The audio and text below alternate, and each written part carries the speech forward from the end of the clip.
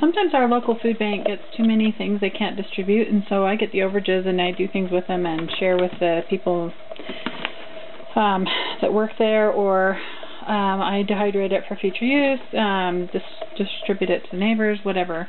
Anyway, today they had a pallet of asparagus, and it's beautiful, closed-tip mostly asparagus, and I'm not quite sure why it ended up there, but it's beautiful.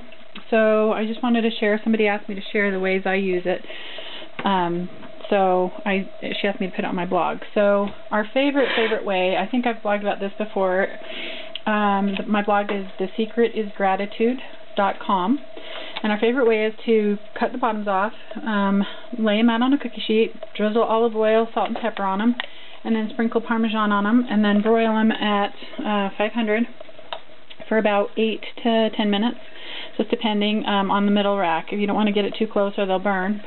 But you can wait and put the Parmesan after you've broiled it for a few minutes. But I don't even mind eating I kind of like it when it's crusty. The Parmesan gets a little crusty. Anyway, this is our favorite way. You can do the same thing on the grill, but I just use the oven broil it. It's too much work for me to go out and do the grill if I'm not doing some other meat or something. Another way, I have some noodles in here, and I take the stalks. I don't use the tips for this, but I'll take the stalks and I'll boil them while I'm boiling my noodles and drain it. And then I'll put our favorite sauce on there, which is, we like the cheesy sauces, so roasted garlic Parmesan is a good one, and any kind of sauce you can use, so it's in your spaghetti or noodles. I also like to eat it raw. It's kind of, like we'll just cut the bottoms off and eat it like a celery stick.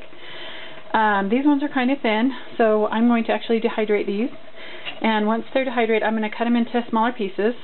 And once they're dehydrated, I'll put them into a Tupperware in a Ziploc bag in a Tupperware. And then I take them out and I use them for omelets. I'll put the tips, especially I like the tips in the omelets. And the stalk part, I'll probably separate them when I dehydrate them and do the stalks on one tray and the tips on another. And the stalks I will actually grind down into, using a Vitamix, make it into a flour, and then I will use it to thicken soups or make cream of asparagus soup. So I would use this as the base when I blend it down into a flour, and then I would use the tips for the asparagus in the soup. So you can do a cream-based soup with the asparagus flour, and then use the asparagus tips for the stock in the soup, the thicker stuff in the soup, with some potatoes and maybe some cheese, melted in cream cheese in the soup, so it's a cream-based soup.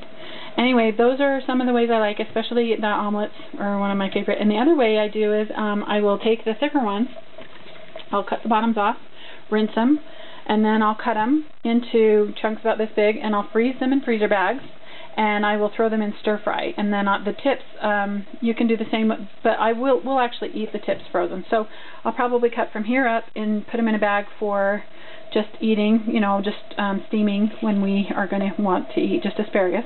And then this bottom half I will make into pieces about this big, and I will freeze them to stick in stir fry.